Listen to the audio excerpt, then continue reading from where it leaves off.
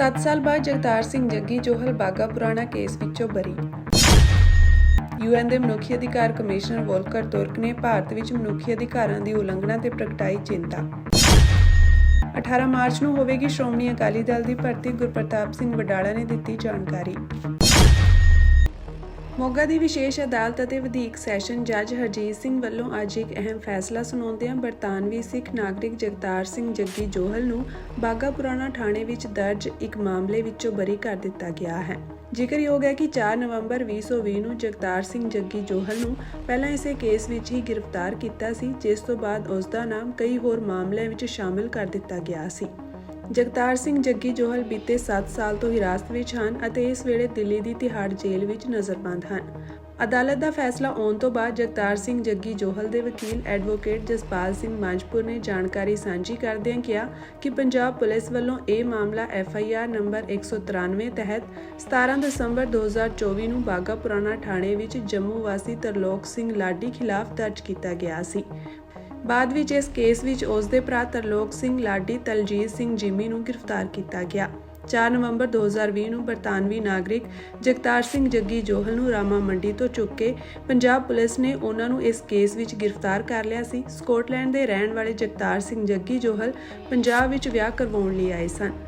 ਉਹਨਾਂ ਕਿਹਾ ਕਿ ਕੇਸ ਦਰਜ ਹੋਣ ਤੋਂ 8 ਸਾਲ ਬਾਅਦ ਤੇ ਜੱਗੀ ਜੋਹਲ ਦੀ ਗ੍ਰਿਫਤਾਰੀ ਤੋਂ 7 ਸਾਲ ਬਾਅਦ ਅੱਜ ਆਏ ਫੈਸਲੇ ਵਿੱਚ ਅਦਾਲਤ ਨੇ ਕੁੱਲ 4 ਵਿਅਕਤੀਆਂ ਨੂੰ ਬਰੀ ਕਰ ਦਿੱਤਾ ਹੈ, ਜਿਨ੍ਹਾਂ ਵਿੱਚ ਜਗਤਾਰ ਸਿੰਘ ਜੱਗੀ ਜੋਹਲ, ਧਰਮਿੰਦਰ ਸਿੰਘ ਗੁਗਨੀ, ਅਨਿਲ ਕੁਮਾਰ ਕਾਲਾ ਅਤੇ ਤਰਲੋਕ ਸਿੰਘ ਲਾਡੀ ਸ਼ਾਮਿਲ ਹਨ। ਅਦਾਲਤ ਨੇ 3 ਵਿਅਕਤੀਆਂ ਰਮਨਦੀਪ ਸਿੰਘ ਬੱਗਾ, ਹਰਦੀਪ ਸਿੰਘ ਸ਼ੇਰਾ ਅਤੇ ਤਲਜੀਤ ਸਿੰਘ ਜਿਮੀ ਨੂੰ ਅਸਲਾ ਕਾਨੂੰਨ ਤਹਿਤ 2-2 ਸਾਲ ਦੀ ਸਜ਼ਾ ਸੁਣਾਈ ਹੈ। ਉਹਨਾਂ ਦੱਸਿਆ ਕਿ ਇਸ ਕੇਸ ਵਿੱਚ ਪੁਲਿਸ ਨੇ ਭਾਈ ਹਰਮਿੰਦਰ ਸਿੰਘ ਮਿੰਟੂ ਨੂੰ ਵੀ ਨਾਮਜ਼ਦ ਕੀਤਾ ਸੀ, ਪਰ ਮੁਕੱਦਮੇ ਦੌਰਾਨ ਹੀ ਉਹ ਜੇਲ੍ਹ ਵਿੱਚ ਚਲਾਣਾ ਕਰ ਗਏ ਸਨ।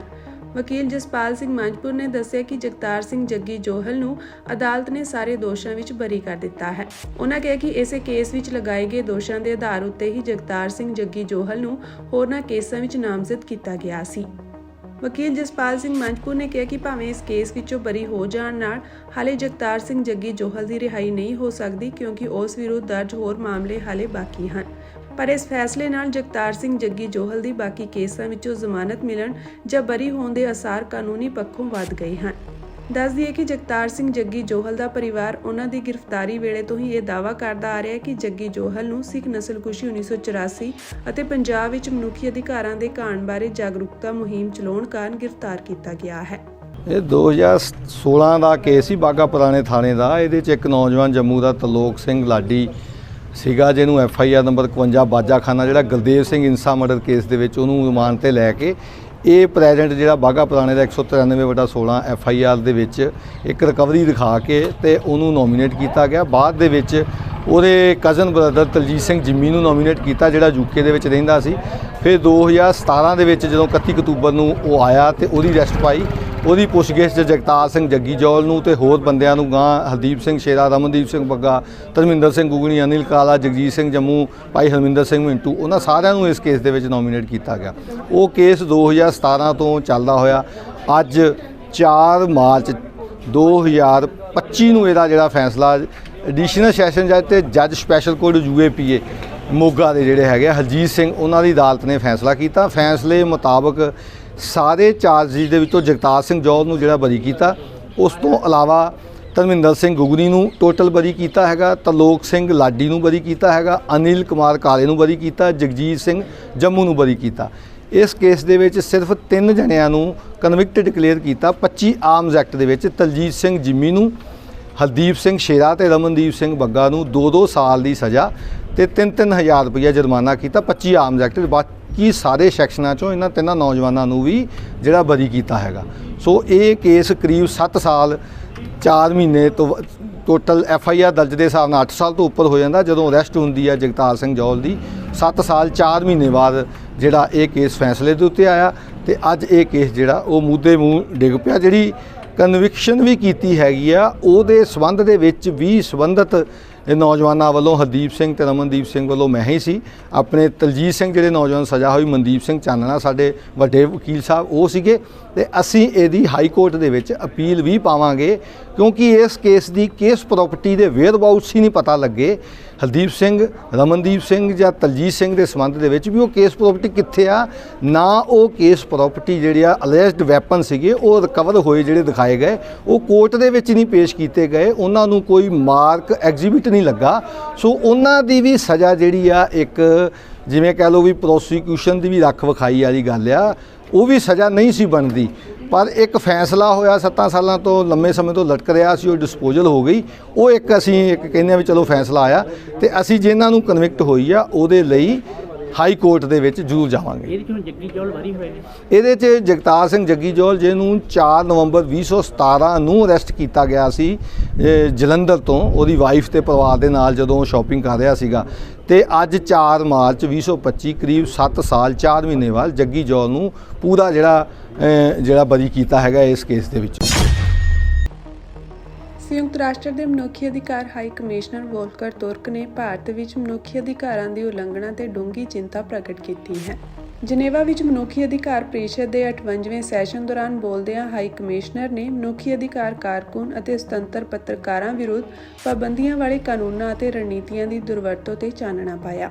ਹਾਈ ਕਮਿਸ਼ਨਰ ਨੇ ਮਣੀਪੁਰ ਮਾਮਲੇ ਵਿੱਚ ਮਨੁੱਖੀ ਅਧਿਕਾਰਾਂ ਦਾ ਧਿਆਨ ਰੱਖਦਿਆਂ ਗੱਲਬਾਤ ਰਾਹੀਂ ਸ਼ਾਂਤੀ ਸਥਾਪਿਤ ਕਰਨ ਲਈ ਕਦਮ ਵਧਾਉਣ ਦੀ ਮੰਗ ਵੀ ਕੀਤੀ। India's democracy and institutions have been its greatest strength, underpinning its diversity and development. Democracy requires constant nurturing of participation and inclusion at all levels of society. I am concerned by the use of restrictive laws and harassment against human rights defenders and independent journalists, resulting in arbitrary detention and a diminished civic space, including in Kashmir.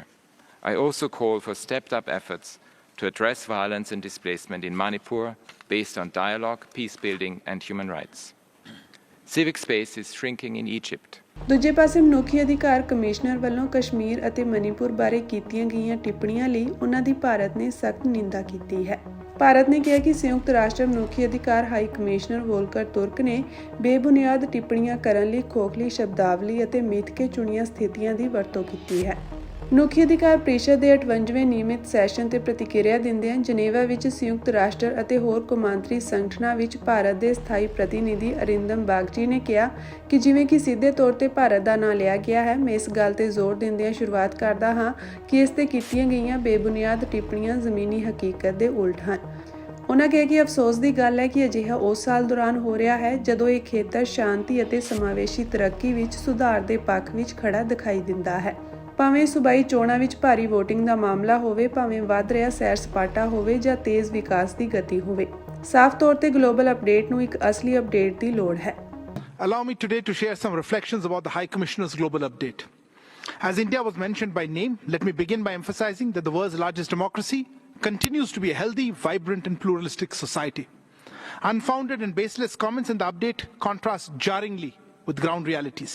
The people of India have repeatedly proven wrong such misplaced concerns about us. We would urge a better understanding of India and our civilization ethos of diversity and openness, which continue to define our robust and often cacophonous civic space. Nothing illustrates this divergence more than the passing reference to Jammu and Kashmir, erroneously referred to as Kashmir, ironically in a year that stood out for that region's improving peace and inclusive progress.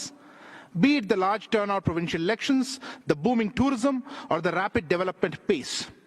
Clearly, the global update needs a genuine update. At a larger level, we are concerned about the global update's oversimplifications of complex issues, sweeping and generalized remarks, usage of loose terminologies, and apparent cherry-picking of situations. Mr. Vice President, the High Commissioner has sensed a pervasive unease, but we would submit that a key element to addressing this is a long and hard look in the mirror by the Office of the High Commissioner. Thank you. ਅੱਜ 5 memory committee ਦੀ meeting ਸ਼੍ਰੀ ਅਕਾਲ ਤਖਤ ਸਾਹਿਬ ਵਿਖੇ ਹੋਈ। 5 memory committee ਦੀ meeting ਤੋਂ ਬਾਅਦ ਗੁਰਪ੍ਰਤਾਪ ਸਿੰਘ ਵਡਾਲਾ ਦਾ ਵੱਡਾ ਬਿਆਨ ਸਾਹਮਣੇ ਆਇਆ ਹੈ। ਉਹਨਾਂ ਕਿਹਾ ਕਿ ਸਿੰਘ ਸਾਹਿਬਾਨ ਵੱਲੋਂ ਸਾਡੀ ਜ਼ਿੰਮੇਵਾਰੀ ਲੱਗੀ ਸੀ। ਗੁਰਪ੍ਰਤਾਪ ਸਿੰਘ ਵਡਾਲਾ ਨੇ ਕਿਹਾ ਕਿ 18 ਮਾਰਚ ਨੂੰ ਸ਼੍ਰੋਮਣੀ ਅਕਾਲੀ ਦਲ ਦੀ ਭਰਤੀ ਦਾ ਸਮਾਂ ਉਲੀਕਿਆ ਗਿਆ ਹੈ। ਉਸ ਦਿਨ ਸਮੁੱਚੀਆਂ ਸਿੱਖ ਪੰਥ ਦੀਆਂ ਸੰਸਥਾਵਾਂ, ਸਿੰਘ ਸਭਾਵਾਂ, ਟਕਸਾਲੀ ਜਥੇਬੰਦੀਆਂ, ਹੋਰ ਪੰਥ ਦੇ ਅਦਾਰੇ ਹਨ, ਉਹਨਾਂ ਸਭ ਨੂੰ ਅਪੀਲ ਕੀਤੀ ਜਾਂਦੀ ਹੈ ਕਿ ਇਸ ਭਰਤੀ ਵਿੱਚ ਸ਼ਾਮਿਲ ਹੋਣ। ਉਹਨਾਂ ਕਿਹਾ ਕਿ ਸਮੁੱਚੇ ਪੰਥ ਨੂੰ ਇੱਕ ਮੌਕਾ ਮਿਲਿਆ ਹੈ। ਜੋ ਅਕਾਲੀ ਦਲ ਬਹੁਤ ਕਮਜ਼ੋਰ ਹੋ ਗਿਆ ਸੀ, ਅੱਜ ਸਭ ਇਕੱਠੇ ਹੋ ਕੇ ਅਕਾਲੀ ਦਲ ਨੂੰ ਮਜ਼ਬੂਤ ਕਰ ਸਕੀਏ। ਉਹਨਾਂ ਦੱਸਿਆ ਕਿ ਇਸ ਭਰਤੀ ਵਿੱਚ ਸਾਰੇ ਵਰਗਾਂ ਦਾ ਸਹਿਯੋਗ ਲਿਆ ਜਾਵੇਗਾ। ਉਹਨਾਂ ਕਿਹਾ ਕਿ ਖਾਸ ਕਰਕੇ ਨੌਜਵਾਨਾਂ ਨੂੰ ਸ਼ਾਮਿਲ ਕੀਤਾ ਜਾਵੇਗਾ ਤਾਂ ਜੋ ਅਕਾਲੀ ਦਲ ਦੀ ਨਵੀਂ ਲੀਡਰਸ਼ਿਪ ਉੱਭਰ ਕੇ ਸਾਹਮਣੇ ਆ ਸਕੇ। ਅੱਜ ਅਸੀਂ ਸਾਰੇ ਸਮੁੱਚੇ 5 ਮੈਂਬਰ ਕਮੇਟੀ ਦੇ ਜਿਹੜੇ ਨੁਮਾਇੰਦੇ ਸੀ, ਬੜੀ ਨਿਮਰਤਾ ਦੇ ਨਾਲ ਸ਼੍ਰੀ ਅਕਾਲ ਤਖਤ ਸਾਹਿਬ ਵਿਖੇ ਨਤਮਸਤਕ ਹੋਏ ਹਾਂ। ਹਰਮੰਦਰ ਸਾਹਿਬ ਮੱਥਾ ਟੇਕਿਆ ਜਾ ਕੇ ਗੁਰੂ ਰਾਮਦਾਸ ਜੀ ਦਾ ਆਸਰਾ ਲਿਆ ਅਤੇ ਗੁਰੂ ਹਰਗੋਬਿੰਦ ਸਾਹਿਬ ਜੀ ਦੇ ਚਰਨਾਂ ਵਿੱਚ ਅਰਦਾਸ ਬੇਨਤੀ ਕੀਤੀ ਆ। ਉਹਨਾਂ ਦਾ ਸ਼ੁਕਰਾਨਾ ਕੀਤਾ ਤੇ ਉਹਨਾਂ ਤੋਂ ਸ਼ਕਤੀ ਮੰਗੀ ਆ ਕਿ ਸਾਨੂੰ ਸਮਰੱਥਾ ਤੇ ਸ਼ਕਤੀ ਬਖਸ਼ੋ। ਅਸੀਂ ਨੇਕ ਨੀਤੀ ਨਾਲ ਬਿਨਾਂ ਭੇਦਭਾਵ ਤੋਂ ਬਹੁਤ ਹੀ ਇਮਾਨਦਾਰੀ ਦੇ ਨਾਲ ਅਸੀਂ ਇਹ ਭਰਤੀ ਪ੍ਰਕਿਰਿਆ ਸ਼ੁਰੂ ਕਰਕੇ ਤੇ ਮੁਕੰਮਲ ਕਰ ਸਕੀਏ। ਭਰਤੀ ਜਿਹੜੀ ਅਕਾਲ ਤਖਤ ਸਾਹਿਬ ਤੋਂ ਸਾਡੀ ਜ਼ਿੰਮੇਵਾਰੀ ਲੱਗੀ ਸੀ, ਸਿੰਘ ਸਾਹਿਬ ਵੱਲੋਂ, ਅਕਾਲ ਤਖਤ ਸਾਹਿਬ ਵੱਲੋਂ ਅਸੀਂ 18 ਮਾਰਚ ਨੂੰ ਉਸ ਭਰਤੀ ਨੂੰ ਆਰੰਭ ਕਰਨ ਦਾ ਅਕਾਲ ਤਖਤ ਸਾਹਿਬ ਤੋਂ, ਅੰਮ੍ਰਿਤਸਰ ਦੀ ਪਵਿੱਤਰ ਧਰਤੀ ਤੋਂ, ਇਸ ਮਹਾਨ ਸਥਾਨ ਤੋਂ ਅਸੀਂ ਪ੍ਰੋਗਰਾਮ ਉਲੀਕਿਆ ਆ। ਉਦਣ ਸਮੁੱਚੀਆਂ ਜਿਹੜੀਆਂ ਪੰਥਕ ਧਿਰਾਂ ਨੇ, ਜਿਹੜੀਆਂ ਵੀ ਸਾਡੀਆਂ ਸਿੱਖ ਪੰਥ ਦੀਆਂ ਸੰਸਥਾਵਾਂ ਨੇ, ਜਿੰਨੇ ਵੀ ਦਲ ਪੰਥ ਨੇ, ਟਕਸਾਲਾਂ ਆ, ਸਿੰਘ ਸਭਾਵਾਂ ਨੇ ਜਾਂ ਹੋਰ ਜਿੰਨੇ ਸਾਡੇ ਪੰਥ ਦੇ ਅਦਾਰੇ ਆ, ਸਾਰਿਆਂ ਨੂੰ ਅਸੀਂ ਅਪੀਲ ਕਰਨੀ ਆ ਕਿ ਇਸ ਭਰਤੀ ਵਿੱਚ ਸਾਰੇ ਸ਼ਾਮਲ ਹੋਵੋ ਕਰਕੇ ਇਹ ਮੌਕਾ ਆਪਾਂ ਨੂੰ ਗੁਰੂ ਸਾਹਿਬ ਵੱਲੋਂ ਬਖਸ਼ਿਆ ਗਿਆ। 6ਵੇਂ ਪਾਤਸ਼ਾਹ ਜੀ ਨੇ ਮੀਰੀ ਪੀਰੀ ਦੇ ਸਿਧਾਂਤ ਦੇ ਮੁਤਾਬਕ ਇੱਕ ਮੌਕਾ ਆਪਾਂ ਨੂੰ ਮਿਲਿਆ ਸਮੁੱਚੇ ਪੰਥ ਨੂੰ ਵੀ ਜੋ ਅਕਾਲੀ ਦਲ ਬਹੁਤ ਕਮਜ਼ੋਰ ਹੋ ਗਿਆ ਸੀ, ਅਕਾਲੀ ਦਲ 'ਚ ਬੜਾ ਨਿਗਾਰ ਆ ਗਿਆ ਸੀਗਾ, ਹੁਣ ਉਹਨਾਂ ਗੱਲਾਂ ਨੂੰ ਆਪਣੇ ਪਿੱਛੇ ਛੱਡ ਕੇ ਤੇ ਇਕੱਠੇ ਹੋ ਕੇ ਆਪਾਂ ਸਾਰੇ ਅਕਾਲੀ ਦਲ ਵਾਸਤੇ ਸੇਵਾ ਕਰੀਏ, ਇਸ ਭਰਤੀ ਵਿੱਚ ਸ਼ਾਮਲ ਹੋਈਏ ਤੇ ਬਹੁਤ ਹੀ ਨਰੋਆ ਨਿੱਗਰ ਤੇ ਤਕੜੇ ਅਕਾਲੀ ਦਲ ਨੂੰ ਆਪਾਂ ਕਾਇਮ ਕਰ ਸਕੀਏ ਜੋ ਕਿ ਸਮੁੱਚੇ ਪੰਜਾਬੀ ਚਾਹੁੰਦੇ ਨੇ। ਇਸ ਵਿੱਚ ਸਾਰੇ ਵਰਗਾਂ ਦਾ ਸਹਿਯੋਗ ਲਵਾਂਗੇ।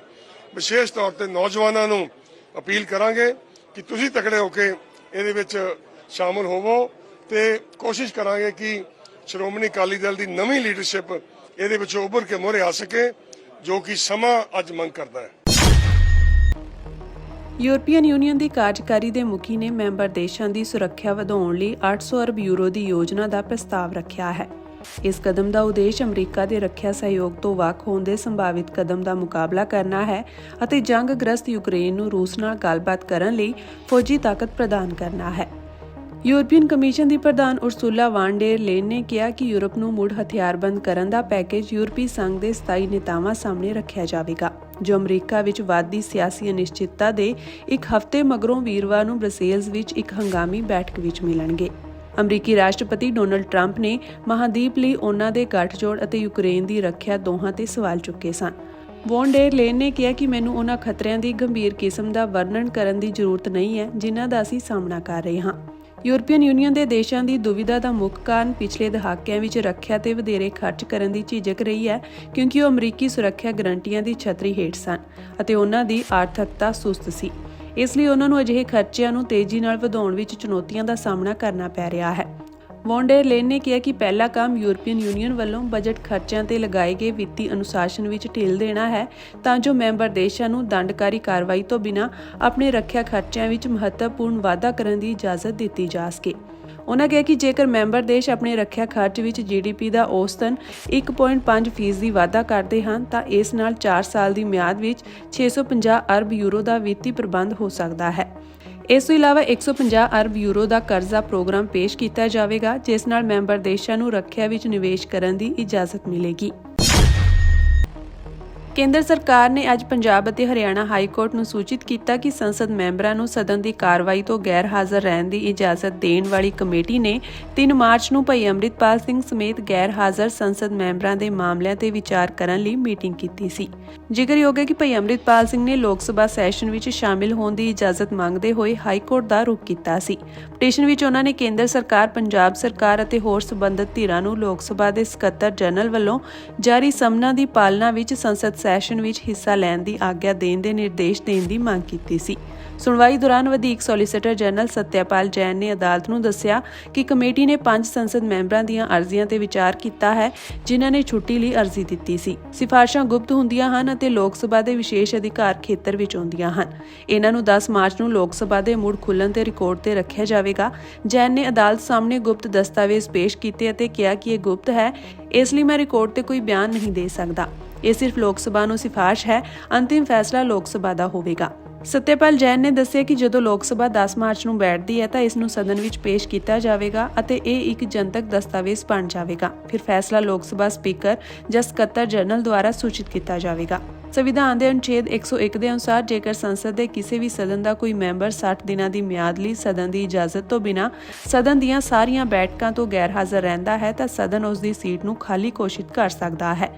ਪਿਛਲੀ ਸੁਣਵਾਈ ਵਿੱਚ ਭਾਈ ਅੰਮ੍ਰਿਤਪਾਲ ਸਿੰਘ ਦੇ ਵਕੀਲ ਨੇ ਦਲੀਲ ਦਿੱਤੀ ਸੀ ਕਿ ਉਹ 54 ਦਿਨਾਂ ਤੋਂ ਗੈਰ ਹਾਜ਼ਰ ਹਨ ਅਤੇ ਸਿਰਫ 6 ਦਿਨ ਬਾਕੀ ਹਨ, ਜਿਸ ਤੋਂ ਬਾਅਦ ਉਹਨਾਂ ਦੀ ਸੀਟ ਖਾਲੀ ਘੋਸ਼ਿਤ ਕੀਤੀ ਜਾ ਸਕਦੀ ਹੈ। ਜਦੋਂ ਕਿ ਪੰਜਾਬ ਸਰਕਾਰ ਵੱਲੋਂ ਪੇਸ਼ ਹੋਏ ਵਕੀਲ ਨੇ ਕਿਹਾ ਸੀ ਕਿ ਕਿਸੇ ਵੀ ਸੰਸਦ ਮੈਂਬਰ ਨੂੰ ਸੰਸਦ ਸੈਸ਼ਨ ਵਿੱਚ ਹਿੱਸਾ ਲੈਣ ਦਾ ਮੌਲਿਕ ਅਧਿਕਾਰ ਨਹੀਂ ਹੈ। ਆਪਣੀ ਪਟੀਸ਼ਨ ਵਿੱਚ ਭਾਈ ਅੰਮ੍ਰਿਤਪਾਲ ਸਿੰਘ ਨੇ 3 ਨਵੰਬਰ 2024 ਨੂੰ ਲੋਕ ਸਭਾ ਸਪੀਕਰ ਨੂੰ ਪੱਤਰ ਲਿਖ ਕੇ ਸੰਸਦ ਸੈਸ਼ਨ ਵਿੱਚ ਸ਼ਾਮਿਲ ਹੋਣ ਦੀ ਆਗਿਆ ਦੇਣ ਦੀ ਬੇਨਤੀ ਕੀਤੀ ਸੀ ਅਤੇ ਉਹਨਾਂ ਨੂੰ 46 ਦਿਨਾਂ ਤੋਂ ਉਹਨਾਂ ਦੀ ਗੈਰ ਹਾਜ਼ਰੀ ਬਾਰੇ ਪਹਿਲਾਂ ਹੀ ਸੂਚਿਤ ਕਰ ਦਿੱਤਾ ਗਿਆ ਸੀ। ਪਟੀਸ਼ਨ ਵਿੱਚ ਇਹ ਵੀ ਕਿਹਾ ਗਿਆ ਕਿ ਸੰਵਿਧਾਨ ਦੀ ਧਾਰਾ 105 ਦੇ ਤਹਿਤ ਇੱਕ ਸੰਸਦ ਮੈਂਬਰ ਨੂੰ ਸੰਸਦ ਦੇ ਸੈਸ਼ਨ ਵਿੱਚ ਸ਼ਾਮਿਲ ਹੋਣ ਦਾ ਅਧਿਕਾਰ ਹੈ, ਭਾਵੇਂ ਉਹ ਰੋਕਥਾਮ ਹਿਰਾਸਤ ਵਿੱਚ ਹੋਵੇ। ਜੇਕਰ ਕੋਈ ਸੰਸਦ ਮੈਂਬਰ ਰੋਕਥਾਮ ਹਿਰਾਸਤ ਵਿੱਚ ਹੈ ਅਤੇ ਸੰਸਦ ਦਾ ਸੈਸ਼ਨ ਚੱਲ ਰਿਹਾ ਹੈ ਤਾਂ ਨਜ਼ਰਬੰਦੀ ਅਧਿਕਾਰੀ ਨੂੰ ਸੰਸਦ ਮੈਂਬਰ ਦੀ ਮੌਜੂਦਗੀ ਨੂੰ ਯਕੀਨੀ ਬਣਾਉਣਾ ਚਾਹੀਦਾ ਹੈ। ਲੋਕ ਸਭਾ ਦੇ ਸਪੀਕਰ ਜਾਂ ਰਾਜ ਸਭਾ ਦੇ ਚੇਅਰਮੈਨ ਨਜ਼ਰਬੰਦ ਸੰਸਦ ਮੈਂਬਰ ਦੀ ਮੌਜੂਦਗੀ ਨੂੰ ਯਕੀਨੀ ਬਣਾਉਣ ਲਈ ਪ੍ਰੋਡਕਸ਼ਨ ਆਰਡਰ ਜਾਰੀ ਕਰ ਸਕਦੇ ਹਨ। ਸੀਬੀਆਈ ਮੁਹਾਲੀ ਅਦਾਲਤ ਨੇ 1993 ਵਿੱਚ ਪੰਜਾਬ ਪੁਲਿਸ ਦੇ ਇੱਕ ਹੋਰ ਮੁਕਾਬਲੇ ਨੂੰ ਫਰਜ਼ੀ ਕਰਾਰ ਦਿੱਤਾ ਹੈ। ਅਦਾਲਤ ਦਾ ਇਹ ਫੈਸਲਾ 32 ਸਾਲ ਬਾਅਦ ਆਇਆ ਹੈ। ਫੈਸਲੇ ਵਿੱਚ ਤਰਨਤਾਰਨ ਦੇ 2 ਸਾਬਕਾ ਪੁਲਿਸ ਅਧਿਕਾਰੀਆਂ ਸੀਤਾਰਾਮ ਉਸ ਸਮੇਂ ਐਸਐਚਓ ਪੱਟੀ ਅਤੇ ਰਾਜਪਾਲ ਉਸ ਸਮੇਂ ਪੁਲਿਸ ਸਟੇਸ਼ਨ ਪੱਟੀ ਵਿੱਚ ਤੈਨਾਤ ਉਹਨਾਂ ਦੋਨਾਂ ਨੂੰ ਹੀ ਦੋਸ਼ੀ ਠਹਿਰਾਇਆ ਗਿਆ ਹੈ। ਦੱਸ ਦਈਏ ਕਿ ਤਰਨਤਾਰਨ ਪੁਲਿਸ ਨੇ 1993 ਵਿੱਚ 2 ਨੌਜਵਾਨਾਂ ਨੂੰ ਮ੍ਰਿਤਕ ਦਿਖਾਇਆ ਸੀ, ਜਿਸ ਵਿੱਚ ਕੇਸ ਦੀ ਪੈਰਵਾਈ ਦੌਰਾਨ 11 ਪੁਲਿਸ ਅਧਿਕਾਰੀਆਂ ਤੇ ਅਗਵਾ ਕਰਨ, ਗੈਰ ਕਾਨੂੰਨੀ ਹਿਰਾਸਤ ਅਤੇ ਕਤਲ ਦਾ ਦੋਸ਼ ਲਗਾਇਆ ਗਿਆ ਸੀ। ਪਰ 4 ਦੀ ਸੁਣਵਾਈ ਦੌਰਾਨ ਮੌਤ ਹੋ ਗਈ ਸੀ। ਸੀਬੀਆਈ ਨੇ 1995 ਵਿੱਚ ਦਿੱਤੇ ਗਏ ਸੁਪਰੀਮ ਕੋਰਟ ਦੇ ਹੁਕਮਾਂ ਦੇ ਆਧਾਰ ਤੇ ਇਸ ਮਾਮਲੇ ਦੀ ਜਾਂਚ ਕੀਤੀ ਸੀ। ਸ਼ੁਰੂ ਵਿੱਚ ਸੀਬੀਆਈ ਨੇ ਮੁੱਢਲੀ ਜਾਂਚ ਕੀਤੀ ਅਤੇ 27 ਨਵੰਬਰ 1996 ਨੂੰ ਇੱਕ ਗਿਆਨ ਸਿੰਘ ਦਾ ਬਿਆਨ ਦਰਜ ਕੀਤਾ ਗਿਆ ਅਤੇ ਬਾਅਦ ਵਿੱਚ ਫਰਵਰੀ 1997 ਵਿੱਚ ਸੀਬੀਆਈ ਦੁਆਰਾ ਜੰਮੂ ਵਿਖੇ ਪੀਪੀ ਕੈਰੋਂ ਅਤੇ ਪੀਐਸ ਪੱਟੀ ਦੇ ਏਐਸਆਈ ਨੋਰੰਗ ਸਿੰਘ ਅਤੇ ਹੋਰਾਂ ਵਿਰੁੱਧ ਆਈਪੀਸੀ ਦੀ ਧਾਰਾ 364/34 ਅਧੀਨ ਨਿਯਮਿਤ ਕੇਸ ਦਰਜ ਕੀਤਾ ਗਿਆ। ਸੀਬੀਆਈ ਦੇ ਸਰਕਾਰੀ ਵਕੀਲ ਅਨਮੋਲ ਨਾਰੰਗ ਨੇ ਦੱਸਿਆ ਕਿ ਦੋਸ਼ੀ ਸੀਤਾਰਾਮ, ਜਿਸ ਦੀ ਉਮਰ 80 ਸਾਲ ਹੈ, ਉਸ ਨੂੰ ਆਈਪੀਸੀ ਦੀ ਧਾਰਾ 302, 201 ਅਤੇ 218 ਦੇ ਤਹਿਤ ਅਪਰਾਧ ਕਰਨ ਲਈ ਦੋਸ਼ੀ ਠਹਿਰਾਇਆ ਗਿਆ ਹੈ ਅਤੇ ਰਾਜਪਾਲ, ਜਿਸ ਦੀ ਉਮਰ 57 ਸਾਲ ਹੈ, ਉਸ ਨੂੰ ਧਾਰਾ 201 ਅਤੇ 120B ਦੇ ਤਹਿਤ ਕੀਤੇ ਗਏ ਅਪਰਾਧ ਲਈ ਦੋਸ਼ੀ ਠਹਿਰਾਇਆ ਗਿਆ ਹੈ। ਸੀਬੀਆਈ ਦੇ ਵਕੀਲ ਨੇ ਅੱਗੇ ਕਿਹਾ ਕਿ ਸੀਬੀਆਈ ਨੇ ਸੁਪਰੀਮ ਕੋਰਟ ਦੇ ਹੁਕਮਾਂ ਦੇ ਆਧਾਰ ਤੇ ਜਾਂਚ ਕੀਤੀ, ਜੋ ਇਹ ਸਾਬਿਤ ਕਰਦੇ ਹਨ ਕਿ 30 ਜਨਵਰੀ 1993 ਨੂੰ ਗੁਰਦੇਵ ਸਿੰਘ ਉਰਫ ਦੇਬਾ ਪੁੱਤਰ ਗਿਆਨ ਸਿੰਘ ਵਾਸੀ ਗਲੀਲੀਪੁਰ ਤਰਨਤਾਰਨ ਨੂੰ ਪੁਲਿਸ ਚੌਂਕੀ ਤਰਨਤਾਰਨ ਦੇ ਇੰਚਾਰਜ ਏਐਸਆਈ ਨੋਰੰਗ ਸਿੰਘ ਦੀ ਅਗਵਾਈ ਵਾਲੀ ਪੁਲਿਸ ਪਾਰਟੀ ਦੁਆਰਾ ਉਸ ਦੀ ਰਿਹਾਇਸ਼ ਤੋਂ ਚੁੱਕਿਆ ਗਿਆ ਸੀ ਅਤੇ ਇਸ ਤੋਂ ਬਾਅਦ 5 ਫਰਵਰੀ 1993 ਨੂੰ ਇੱਕ ਹੋਰ ਨੌਜਵਾਨ ਸੁਖਵੰਤ ਸਿੰਘ ਨੂੰ ਏਐਸਆਈ ਦੀਦਾਰ ਸਿੰਘ ਦੀ ਅਗਵਾਈ ਵਾਲੀ ਪੁਲਿਸ ਪਾਰਟੀ ਵੱਲੋਂ ਪੀਐਸ ਪੱਟੀ ਤਰਨਤਾਰਨ ਦੇ ਪਿੰਡ ਬਾਮਣੀਵਾਲਾ ਤਰਨਤਾਰਨ ਵਿਖੇ ਉਸ ਦੀ ਰਿਹਾਇਸ਼ ਤੋਂ ਚੁੱਕਿਆ ਗਿਆ ਸੀ।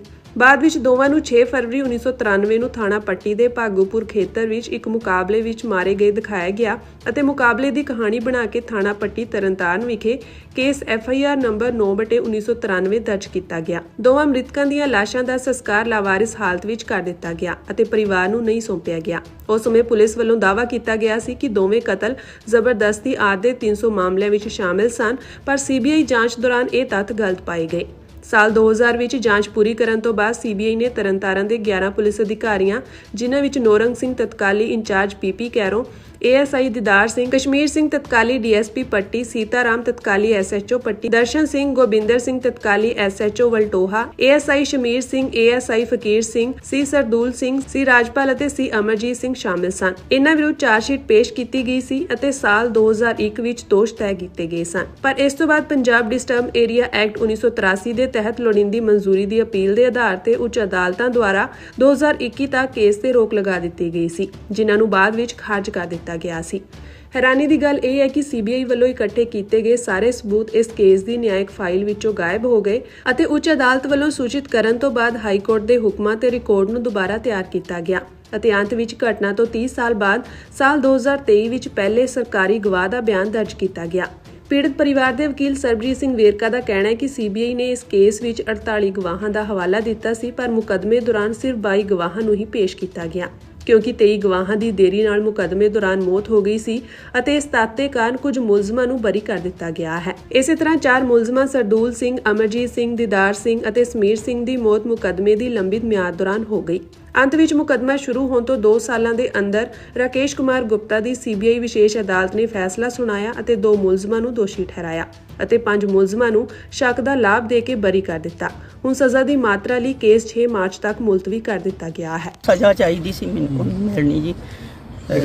ਜਿਹੜੇ ਬਰੀ ਦੋਸ਼ੀ ਹੋ ਗਏ ਆ ਕਸ਼ਮੀਰਾ ਸਿੰਘ, ਆਰਡਰ ਉਹਨੇ ਦਿੱਤੇ ਸੀ, ਉਹ ਬਰੀ ਹੋ ਗਏ ਆ, ਉਹਨਾਂ ਨੂੰ ਸਜ਼ਾ ਤੁਹਾਨੂੰ ਯਾਦ ਆ ਜੀ? ਕੁਝ ਘਰੇ ਕੌਣ ਆਇਆ ਸੀ ਜਦੋਂ ਉਸ ਟਾਈਮ ਚੱਕਣ ਆਏ? ਘਰੋਂ ਚੱਕੇ ਸੀ ਇਹ? ਘਰੋਂ ਚੱਕਿਆ। ਤੁਹਾਡੇ ਕੀ ਲੱਗਦੇ ਸੀ? ਮੇਰੇ ਹਸਬੰਡ ਸੀ। ਅੱਛਾ ਜੀ।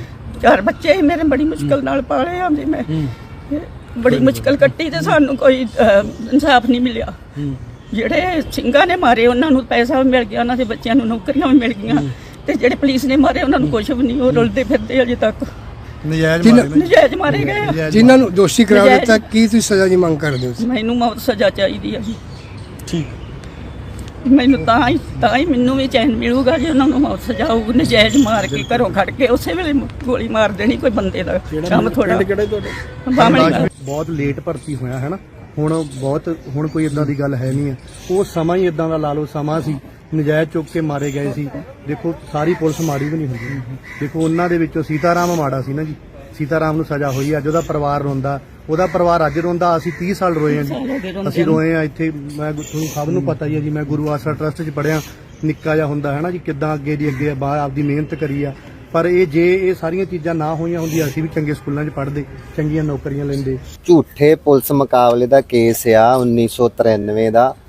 ਇਹ 6/2/1993 ਨੂੰ ਪੱਟੀ ਪੁਲਿਸ ਨੇ ਜਿਹੜੇ 2 ਨੌਜਵਾਨ ਸੁਖਵੰਤ ਸਿੰਘ ਤੇ ਬਲਦੇਵ ਸਿੰਘ ਦੇਬਾ, ਜਿਨ੍ਹਾਂ ਨੂੰ ਕੁਛ ਦਿਨ ਪਹਿਲੋਂ ਉਹਨਾਂ ਦੇ ਘਰਾਂ ਤੋਂ ਗਲਾਲੀਪੁਰ ਤੋਂ ਤੇ ਬਾਹਮਣੀ ਵਾਲਾ ਪਿੰਡ ਤੋਂ, ਜਿਹੜੇ ਤਰਨਤਾਰਨ ਜ਼ਿਲ੍ਹੇ ਦੇ ਵਿੱਚ ਪੈਂਦੇ ਸੀ, ਉੱਥੋਂ ਚੱਕਿਆ ਸੀ ਤੇ ਉਸ ਤੋਂ ਬਾਅਦ ਇੱਕ ਝੂਠਾ ਪੁਲਿਸ ਮੁਕਾਬਲਾ ਬਣਾ ਕੇ ਤੇ ਉਹਨਾਂ ਨੂੰ ਇਹ ਸ਼ੋਅ ਕਰ ਦਿੱਤਾ ਕਿ ਪੁਲਿਸ ਪਾਰਟੀ ਨੇ ਨਾਕਾ ਲਾਇਆ ਹੋਇਆ ਸੀ ਤੇ ਇਹ 2 ਨੌਜਵਾਨ ਜਿਹੜੇ ਆ ਉਹ ਟਰੈਕਟਰ ਤੇ ਆ ਰਹੇ ਸੀ। ਤੇ ਜਦੋਂ ਪੁਲਿਸ ਪਾਰਟੀ ਨੇ ਉਹਨਾਂ ਨੂੰ ਰੋਕਣ ਦੀ ਕੋਸ਼ਿਸ਼ ਕੀਤੀ ਤੇ ਇਹਨਾਂ ਨੌਜਵਾਨਾਂ ਨੇ ਪੁਲਿਸ ਪਾਰਟੀ ਦੇ ਉੱਤੇ ਫਾਇਰਿੰਗ ਕਰ ਦਿੱਤੀ ਤੇ ਜਿਹਦੇ ਜਵਾਬੀ ਫਾਇਰਿੰਗ ਦੇ ਵਿੱਚ ਇਹ ਜਿਹੜੇ 2 ਨੌਜਵਾਨ ਆ ਮਾਰੇ ਗਏ।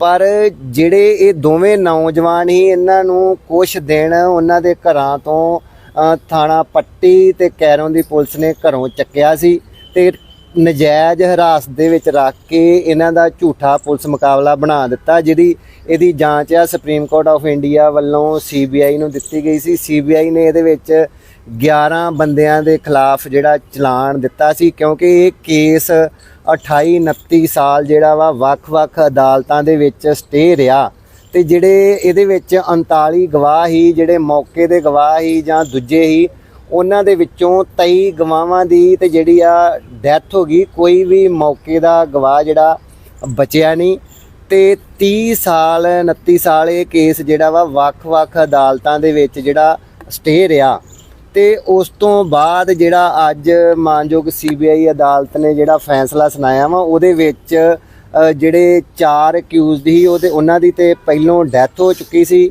ਤੇ ਜਿਹੜੇ 6 ਆ ਉਹਨਾਂ ਨੂੰ ਬਰੀ ਕਰ ਦਿੱਤਾ ਗਿਆ ਕਿਉਂਕਿ ਸਬੂਤਾਂ ਦੀ ਘਾਟ ਦਾ ਕਰਕੇ ਤੇ ਨਾ ਉਹਨਾਂ ਦੇ ਖਿਲਾਫ ਕੋਈ ਕੋਰਟ ਦੇ ਵਿੱਚ ਜਿਹੜਾ ਐਵੀਡੈਂਸ ਆਇਆ। 2 ਸਿਰਫ ਇੱਕ ਸੀਤਾਰਾਮ ਨੂੰ 302, 120B, 218 ਤੇ 201 ਦੇ ਵਿੱਚ ਜਿਹੜਾ ਦੋਸ਼ੀ ਕਰਾਰ ਦਿੱਤਾ ਗਿਆ ਤੇ ਉਹਦੀ ਜਿਹੜੀ ਸਜ਼ਾ ਵਾ ਆਉਣ ਵਾਲੀ 6 ਤਰੀਕ ਨੂੰ ਸ਼ੁੱਕਰਵਾਰ ਸੁਣਾਈ ਜਾਏਗੀ ਤੇ ਜਿਹੜਾ ਰਾਜਪਾਲ ਆ ਉਹਨੂੰ 218 ਤੇ 120B ਦੇ ਵਿੱਚ ਜਿਹੜਾ ਵਾ ਉਹ ਦੋਸ਼ੀ ਕਰਾਰ ਦਿੱਤਾ ਗਿਆ ਤੇ ਇਹਨਾਂ ਬਾਕੀ ਜਿਹੜੇ ਬੰਦੇ ਨੇ ਉਹਨਾਂ ਨੂੰ ਬੈਨੀਫਿਟ ਆਫ ਡਾਊਟ ਦੇ ਕੇ ਤੇ ਬਰੀ ਕਰ ਦਿੱਤਾ ਗਿਆ। ਇਹ ਜਿਹੜਾ ਕੇਸ ਪਰਿਵਾਰ ਨੇ ਲੰਮੇ ਸਮੇਂ ਤੱਕ ਲੜਿਆ ਕਿਉਂਕਿ ਵੱਖ-ਵੱਖ ਅਦਾਲਤਾਂ ਦੇ ਵਿੱਚ ਸਟੇ ਰਹਿਣ ਦਾ ਕਰਕੇ ਇਹਦੇ ਵਿੱਚ ਜੋ ਐਵੀਡੈਂਸ ਤੁਰੰਤ ਕੋਰਟ ਦੇ ਵਿੱਚ ਆ ਜਾਂਦਾ ਤੇ ਇਹ ਸਾਰੇ ਜਿਹੜੇ ਅਕਿਊਜ਼ਡ ਬਰੀ ਹੋ ਗਏ ਨੇ।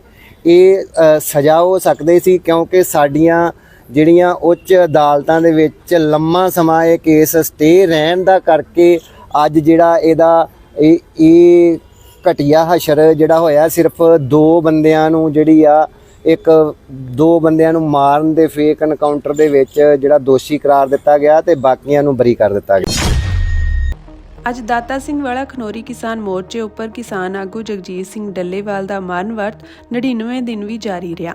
ਕੱਲ੍ਹ ਜਗਜੀਤ ਸਿੰਘ ਡੱਲੇਵਾਲ ਜੀ ਦੇ ਮਰਨ ਵਰਤ ਦੇ 100 ਦਿਨ ਪੂਰੇ ਹੋਣ ਤੇ ਦਾਤਾ ਸਿੰਘ ਵਾਲਾ ਖਨੌਰੀ ਕਿਸਾਨ ਮੋਰਚੇ ਅਤੇ ਦੇਸ਼ ਭਰ ਵਿੱਚ ਕਿਸਾਨ ਜ਼ਿਲ੍ਹਾ ਤਹਿਸੀਲ ਪੱਧਰ ਤੇ ਸੰਕੇਤਿਕ ਭੁੱਖ ਹੜਤਾਲ ਕਰਨਗੇ। ਕਿਸਾਨ ਆਗੂਆਂ ਨੇ ਕਿਹਾ ਕਿ ਜਿਸ ਤਰ੍ਹਾਂ ਕੱਲ੍ਹ ਰਾਤ ਕਿਸਾਨ ਆਗੂਆਂ ਨੂੰ ਉਹਨਾਂ ਦੇ ਘਰਾਂ ਤੋਂ ਗ੍ਰਿਫਤਾਰ ਕੀਤਾ ਗਿਆ ਹੈ, ਉਹ ਅਤਿ ਨਿੰਦਣਯੋਗ ਹੈ ਅਤੇ ਲੋਕਤੰਤਰ ਵਿੱਚ ਅਜਿਹੇ ਪੁਲਿਸ ਦੇ ਜ਼ਬਰ ਲਈ ਕੋਈ ਥਾਂ ਨਹੀਂ ਹੈ। ਕਿਸਾਨ ਆਗੂਆਂ ਨੇ ਕਿਹਾ ਕਿ ਸ਼ਾਂਤਮਈ ਧਰਨਾ ਦੇਣਾ ਜਮਹੂਰੀ ਹੱਕ ਹੈ। ਉਹਨਾਂ ਕਿਹਾ ਕਿ ਸਰਕਾਰ ਕਿਸਾਨਾਂ ਦੀਆਂ ਮੰਗਾਂ ਨੂੰ ਗੱਲਬਾਤ ਰਾਹੀਂ ਹੱਲ ਕਰੇ ਅਤੇ ਸਾਰੇ ਗ੍ਰਿਫਤਾਰ ਕੀਤੇ ਗਏ ਕਿਸਾਨ ਆਗੂਆਂ ਨੂੰ ਰਿਹਾ ਕਰੇ। ਕਿਸਾਨ ਆਗੂਆਂ ਨੇ ਦੱਸਿਆ ਕਿ ਕੱਲ੍ਹ ਸਵੇਰੇ 9 ਵਜੇ ਤੋਂ ਦਾਤਾ ਸਿੰਘ ਵਾਲਾ ਖਨੌਰੀ ਕਿਸਾਨ ਮੋਰਚਾ ਉੱਪਰ ਕਿਸਾਨ ਸੰਕੇਤਿਕ ਭੁੱਖ ਹੜਤਾਲ ਤੇ ਬੈਠਣਗੇ, ਜਿਨ੍ਹਾਂ ਨੂੰ ਜਗਜੀਤ ਸਿੰਘ ਡੱਲੇਵਾਲ ਸੰਬੋਧਨ ਕਰਨਗੇ। ਨਕੋਦਰ ਵਿੱਚ ਗੁਟਕਾ ਸਾਹਿਬ ਅਤੇ ਗੁਰੂ ਗ੍ਰੰਥ ਸਾਹਿਬ ਦੀਆਂ ਸੈਂਚੀਆਂ ਦੀ ਬੇਅਦਬੀ ਕਰਨ ਦਾ ਮਾਮਲਾ ਸਾਹਮਣੇ ਆਇਆ ਹੈ। 2 ਗੁਟਕਾ ਸਾਹਿਬ ਅਤੇ ਗੁਰੂ ਗ੍ਰੰਥ ਸਾਹਿਬ ਦੀਆਂ ਸੈਂਚੀਆਂ ਨਕੋਦਰ ਦੇ ਸ਼ੰਕਰ ਰੋਡ ਤੇ ਇੱਕ ਨਹਿਰ ਤੇ ਕੰਢੇ ਤੋਂ ਬਰਾਮਦ ਹੋਈਆਂ। ਪੁਲਿਸ ਮਾਮਲੇ ਦੀ ਜਾਂਚ ਕਰ ਰਹੀ ਹੈ ਤੇ ਮੁਲਜ਼ਮ ਦੀ ਭਾਲ ਜਾਰੀ ਹੈ। ਇੱਕ ਨੌਜਵਾਨ ਇਸ ਥਾਂ ਨੇੜਿਓਂ ਲੰਘ ਰਿਹਾ ਸੀ ਤਾਂ ਉਸ ਦਾ ਧਿਆਨ ਉਸ ਜਗ੍ਹਾ ਤੇ ਗਿਆ ਜਿੱਥੇ ਇੱਕ ਲਾਲ ਕੱਪੜਾ ਪਿਆ ਸੀ। ਸ਼ੱਕ ਪੈਣ ਤੇ ਉਸਨੇ ਲਾਲ ਕੱਪੜਾ ਚੁੱਕਿਆ ਤਾਂ ਉਸ ਨੂੰ ਇਸ ਵਿੱਚ ਲਪੇਟੀਆਂ ਹੋਈਆਂ ਗੁਰੂ ਸਾਹਿਬ ਦੀਆਂ ਸੈਂਚੀਆਂ ਅਤੇ ਗੁਟਕਾ ਸਾਹਿਬ ਮਿਲੇ। ਉਸ ਵੱਲੋਂ ਰੌਲਾ ਪਾਉਣ ਤੇ ਮੌਕੇ ਤੇ ਇਕੱਠੀ ਹੋਈ ਸਿੱਖ ਸੰਗਤ ਨੇ ਪੁਲਿਸ ਨੂੰ ਘਟਨਾ ਬਾਰੇ ਸੂਚਿਤ ਕੀਤਾ। ਘਟਨਾ ਦੀ ਸੂਚਨਾ ਮਿਲਦੇ ਹੀ DSP Sukhpal Singh city police station ਦੇ ਮੁਖੀ ਅਮਨ ਸੈਣੀ ਮੌਕੇ ਤੇ ਪਹੁੰਚ ਗਏ, ਜਿੱਥੇ ਉਹਨਾਂ ਨੇ ਸਤਿਕਾਰ ਸਹਿਤ ਸੈਂਚੀਆਂ ਅਤੇ ਗੁਟਕਾ ਸਾਹਿਬ ਨਕੋਦਰ ਦੇ ਸਿੰਘ ਸਭਾ ਗੁਰਦੁਆਰਾ ਸਾਹਿਬ ਪਹੁੰਚਾਏ। ਨਕੋਦਰ ਦੇ ਸਾਬਕਾ ਵਿਧਾਇਕ ਗੁਰਪ੍ਰਤਾਪ ਸਿੰਘ ਵਡਾਲਾ ਵੀ ਉੱਥੇ ਪਹੁੰਚੇ ਅਤੇ ਮੰਗ ਕੀਤੀ ਕਿ ਇਸ ਹਰਕਤ ਨੂੰ ਅੰਜਾਮ ਦੇਣ ਵਾਲਿਆਂ ਵਿਰੁੱਧ ਢੁਕਵੀਂ ਕਾਰਵਾਈ ਕੀਤੀ ਜਾਵੇ। ਅਫਸੋਸ ਨਾਲ ਕਹਿਣਾ ਪੈ ਰਿਹਾ ਕਿ ਜਿਹੜੀ ਨਹਿਰ ਆਪਣੀ ਨਕੋਦਰ ਦੇ ਨਾਲ ਦੀ ਜਾਂਦੀ ਆ ਤੇ ਜਿਹੜਾ ਪੁਲ ਆ ਸ਼ੰਕਰ ਰੋਡ ਤੇ ਸਰਕਪੁਰ ਦੇ ਨੇੜੇ, ਉਸ ਪੁਲ ਦੇ ਕੋਲ ਪਟੜੀ ਦੇ ਉੱਪਰ ਗੁਰੂ ਗ੍ਰੰਥ ਸਾਹਿਬ ਜੀ ਦਾ ਇੱਕ ਜਿਹੜਾ ਟੀਕਾ ਭਾਗ ਦੂਜਾ ਪਿਆ ਸੀ, ਨਾਲ 2 ਗੁਟਕੇ ਸਾਹਿਬ ਸਨ, ਸੁਖਮਨੀ ਸਾਹਿਬ ਦਾ ਤੇ ਦੂਸਰਾ ਜਿਹੜਾ ਆਪਣਾ ਜਪਜੀ ਸਾਹਿਬ, ਆਪਣਾ ਰਹਿਰਾਸ ਸਾਹਿਬ ਜਿਹੜਾ ਨਿਤਨੇਮ ਆਪਾਂ ਕਰਦੇ ਆ, ਉਹ ਗੁਟਕਾ ਸੀ। ਇੱਕ ਸੀਗੀ ਆਪਣੀ ਜਿਹੜੀ ਮੋਮੈਂਟੋ ਆਪਾਂ ਗੁਰਦੁਆਰਾ ਸ਼੍ਰੀ ਗੁਰੂ ਸਿੰਘ ਸਭਾ ਵੱਲੋਂ ਉੱਥੇ ਆਪਣੇ ਮੂਲ ਮੰਤਰ ਦਾ ਪਾਠ ਲਿਖਿਆ ਸੀਗਾ ਤੇ ਉਹ ਉੱਥੇ ਇੱਕ ਸਿੰਘ ਆਪਣਾ ਨਕੋਦਰ ਦਾ ਰਹਿਣ ਵਾਲਾ ਆ, ਕੁਦਰਤੀ ਉਹ ਤੋਂ ਲੰਘ ਰਿਹਾ ਸੀ ਤੇ ਇਹ ਸਾਰਾ ਇੱਕ ਲਾਲ ਆਪਣੇ ਕਹਿ ਲਓ ਕੱਪੜੇ ਦੇ ਥੱਲੇ ਪਿਆ ਉਹਨੂੰ ਲੱਭਿਆ। ਲਾਲ ਕੱਪੜੇ ਵੱਲ ਉਹਦੀ ਨਜ਼ਰ ਚਲ ਗਈ, ਸਕੂਟਰ ਤੇ ਜਾ ਰਿਹਾ ਸੀ ਉਹ, ਤੇ ਜਦੋਂ ਲਾਲ ਕੱਪੜਾ ਚੱਕ ਕੇ ਦੇਖਿਆ ਤਾਂ ਉਹਦੇ ਥੱਲੇ ਇਹ ਗੁਰੂ ਗ੍ਰੰਥ ਸਾਹਿਬ ਜੀ ਦਾ ਟੀਕਾ ਭਾਗ ਦੂਜਾ ਤੇ ਗੁਟਕਾ ਸਾਹਿਬ 2 ਜਿਹੜੇ ਉਹਨੂੰ ਉੱਥੇ ਲੱਭੇ। ਤੇ ਇਸ ਗੱਲ ਦੀ ਅਸੀਂ ਬੜੀ ਕਰੜੇ ਸ਼ਬਦਾਂ 'ਚ ਨਿੰਦਿਆ ਕਰਦੇ ਹਾਂ। ਉੱਥੇ ਜਿਹੜੇ ਕੋਈ ਆਪਣੇ ਮੰਦਰਾਂ ਦੀਆਂ ਕਮੇਟੀਆਂ ਵੱਲੋਂ ਕੋਈ ਦੇਵੀ ਦੇਵਤੇ ਆਪਣੇ ਉਹਨਾਂ ਦੀਆਂ ਵੀ ਜਿਹੜੀਆਂ ਸੀਗੀਆਂ ਫੋਟੋਗ੍ਰਾਫ ਸੀਗੀਆਂ ਜਾਂ ਕੋਈ ਇੱਦਾਂ ਦੇ ਮੋਮੈਂਟੋ ਸੀ ਜਿਹੜੇ ਆਪਾਂ ਕਈ ਵਾਰੀ ਜਦੋਂ ਜਾਗਰਣ ਕਰਾਉਂਦੇ ਆ ਜਾਂ ਕੋਈ ਮੰਦਿਰ ਵਿੱਚ ਪ੍ਰੋਗਰਾਮ ਹੁੰਦਾ ਉਹਦੇ ਉਸ ਵੇਲੇ ਆਪਾਂ ਜਿਹੜੀ ਜਿਹੜੇ ਪਤਵੰਤੇ ਸੱਜਣਾਂ ਨੂੰ ਆਪਾਂ ਦਿੰਦੇ ਆ। ਸੋ ਇਹ ਬੜੀ ਆਪਣੇ ਮਾੜੀ ਘਟਨਾ ਆ। ਜਿਹਨੇ ਵੀ ਕੀਤੀ ਆ, ਜਿਹਨੇ ਇਸ ਪਾਪ ਨੂੰ ਅੰਜਾਮ ਦੇਣ ਦੀ ਕੋਸ਼ਿਸ਼ ਕੀਤੀ ਆ, ਅਸੀਂ ਪੁਲਿਸ ਵਾਲਿਆਂ ਨੂੰ ਹਦਾਇਤ ਵੀ ਕਰਦੇ ਆ, ਅਪੀਲ ਵੀ ਕਰਦੇ ਆ ਕਿ ਤੁਸੀਂ ਇਹਦੀ ਤਹਿ ਤੱਕ ਜਾਓ ਤੇ ਜਿਹੜਾ ਇਹਦੇ ਪਿੱਛੇ ਜਿਹੜਾ ਕਸੂਰ ਆ, ਜਿਹੜਾ ਦੋਸ਼ੀ ਆ, ਉਹਨੂੰ ਲੱਭ ਕੇ ਤੇ ਉਹਨੂੰ ਨਸ਼ਰ ਕਰੋ ਤਾਂ ਕਿ ਸੰਗਤ ਨੂੰ ਇਸ ਗੱਲ ਦਾ ਭਰੋਸਾ ਹੋਵੇ ਕਿ ਜਿਹਨੇ ਪਾਪ ਕੀਤਾ ਆ ਉਹਨੂੰ ਉਹਦੀ ਸਜ਼ਾ ਮਿਲਣੀ ਚਾਹੀਦੀ ਆ। ਅਮਰੀਕਾ ਨੇ ਯੂਕਰੇਨ ਦੇ ਖਿਲਾਫ ਵੱਡਾ ਫੈਸਲਾ ਲੈਂਦਿਆਂ ਯੂਕਰੇਨ ਦੇ ਵਲਦੀਮੀਰ ਜ਼ੈਲੈਂਸਕੀ ਨੂੰ ਵੱਡਾ ਝਟਕਾ ਦਿੱਤਾ ਹੈ। ਅਮਰੀਕਾ ਦੇ ਰਾਸ਼ਟਰਪਤੀ ਡੋਨਾਲਡ ਟਰੰਪ ਨੇ ਯੂਕਰੇਨ ਨੂੰ ਦਿੱਤੀ ਜਾਣ ਵਾਲੀ ਫੌਜੀ ਸਹਾਇਤਾ ਰੋਕ ਦਿੱਤੀ ਹੈ ਕਿਉਂਕਿ ਉਹ ਰੂਸ ਦੇ ਨਾਲ ਸ਼ਾਂਤੀ ਵਾਰਤਾ ਵਿੱਚ ਸ਼ਾਮਿਲ ਹੋਣ ਲਈ ਯੂਕਰੇਨ ਦੇ ਰਾਸ਼ਟਰਪਤੀ ਵੋਲੋਦੀਮੀਰ ਜ਼ੈਲੈਂਸਕੀ ਤੇ ਦਬਾਅ ਬਣਾਉਣਾ ਚਾਹੁੰਦੇ ਹਨ। ਵਾਈਟ ਹਾਊਸ ਦੇ ਇੱਕ ਅਧਿਕਾਰੀ ਨੇ ਕਿਹਾ ਕਿ ਟਰੰਪ ਯੂਕਰੇਨ ਤੇ ਰੂਸ ਦੇ ਹਮਲੇ ਨਾਲ ਸ਼ੁਰੂ ਹੋਏ 3 ਸਾਲਾਂ ਤੋਂ ਵੱਧ ਯੁੱਧ ਨੂੰ ਖਤਮ ਕਰਨ ਲਈ ਸ਼ਾਂਤੀ ਸਮਝੌਤੇ ਤੇ ਪਹੁੰਚਣ ਤੇ ਕੇਂਦਰਿਤ ਹਨ ਅਤੇ ਚਾਹੁੰਦੇ ਹਨ ਕਿ ਜ਼ੈਲੈਂਸਕੀ ਟੀਚੇ ਲਈ ਵਚਨਬੱਧ ਹੋਵੇ। ਰਿਪੋਰਟ ਕੀਤਾ ਗਿਆ ਕਿ ਆਦੇਸ਼ ਵਾਸ਼ਿੰਗਟਨ ਦੇ ਓਵਲ ਦਫ਼ਤਰ ਵਿੱਚ ਸ਼ੁੱਕਰਵਾਰ ਨੂੰ ਟਰੰਪ ਅਤੇ ਜ਼ੈਲੈਂਸਕੀ ਵਿਚਕਾਰ ਇੱਕ ਮੀਟਿੰਗ ਦੌਰਾਨ ਜਨਤਕ ਝਗੜੇ ਤੋਂ ਕੁਝ ਦਿਨ ਬਾਅਦ ਆਇਆ ਹੈ। ਅਮਰੀਕਾ ਨੇ ਯੂਕਰੇਨ ਦੇ ਖਿਲਾਫ ਵੱਡਾ ਫੈਸਲਾ ਲੈਂਦਿਆਂ ਯੂਕਰੇਨ ਦੇ ਵਲਦੀਮੀਰ ਜ਼ੈਲੈਂਸਕੀ ਨੂੰ ਵੱਡਾ ਝਟਕਾ ਦਿੱਤਾ ਹੈ। ਅਮਰੀਕਾ ਦੇ ਰਾਸ਼ਟਰਪਤੀ ਡੋਨਾਲਡ ਟਰੰਪ ਨੇ ਯੂਕਰੇਨ ਨੂੰ ਦਿੱਤੀ ਜਾਣ ਵਾਲੀ ਫੌਜੀ ਸਹਾਇਤਾ ਰੋਕ ਦਿੱਤੀ ਹੈ ਕਿਉਂਕਿ ਉਹ ਰੂਸ ਦੇ ਨਾਲ ਸ਼ਾਂਤੀ ਵਾਰਤਾ ਵਿੱਚ ਸ਼ਾਮਿਲ ਹੋਣ ਲਈ ਯੂਕਰੇਨ ਦੇ ਰਾਸ਼ਟਰਪਤੀ ਵੋਲੋਦੀਮੀਰ ਜ਼ੈਲੈਂਸਕੀ ਤੇ ਦਬਾਅ ਬਣਾਉਣਾ ਚਾਹੁੰਦੇ ਹਨ।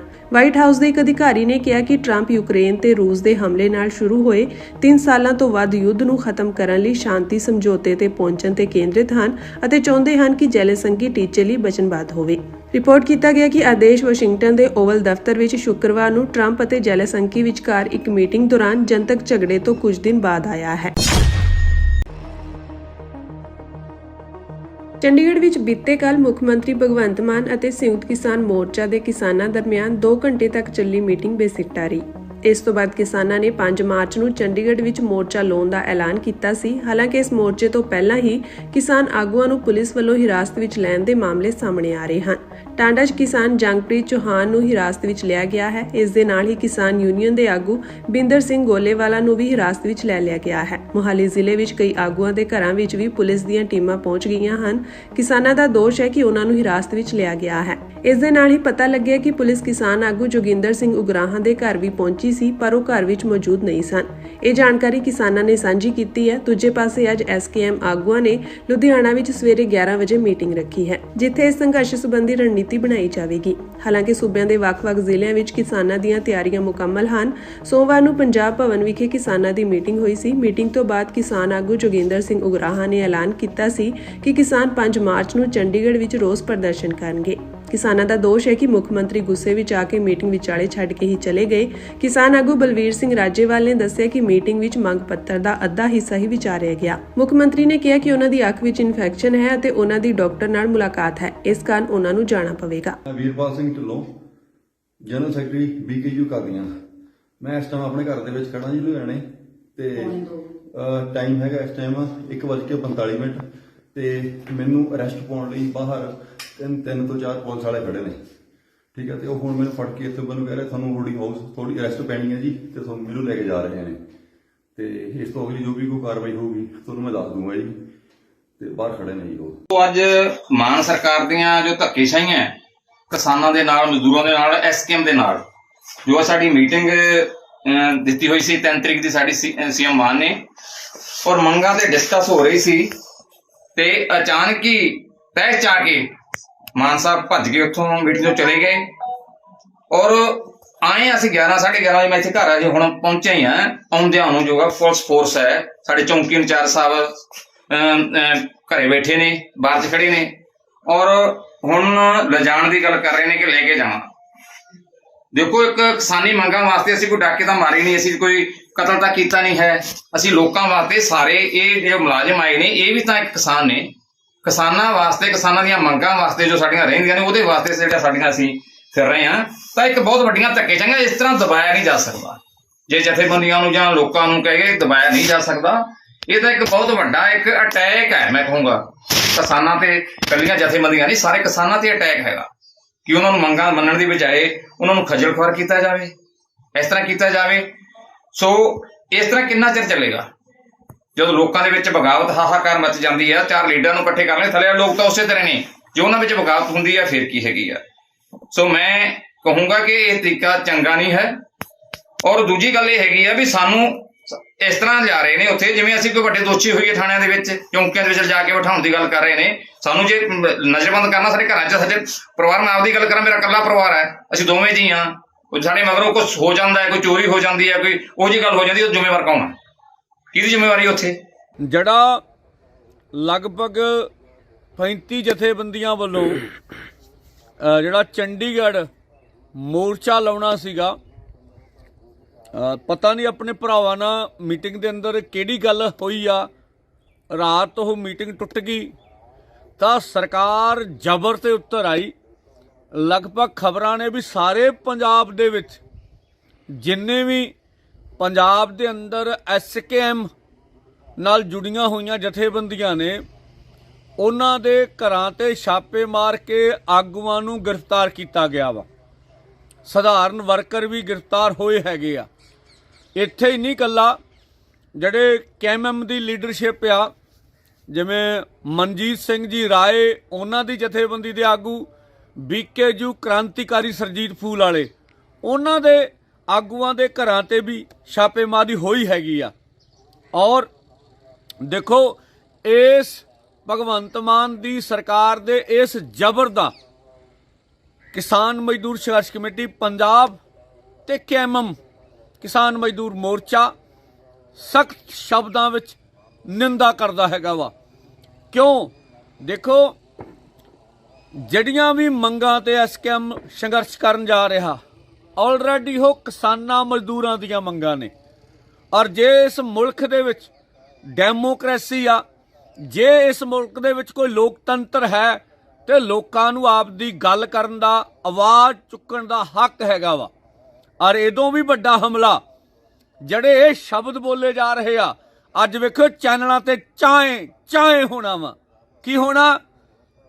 ਜੋ ਸਰਕਾਰ ਨੇ ਬੋਲਤਾ ਵੀ ਇਹ ਲੋਕਾਂ ਨੂੰ ਤੰਗ ਕਰਦੇ ਆ, ਇਹ ਰੇਲਾਂ ਜਾਮ ਕਰਦੇ, ਸੜਕਾਂ ਜਾਮ ਕਰਦੇ।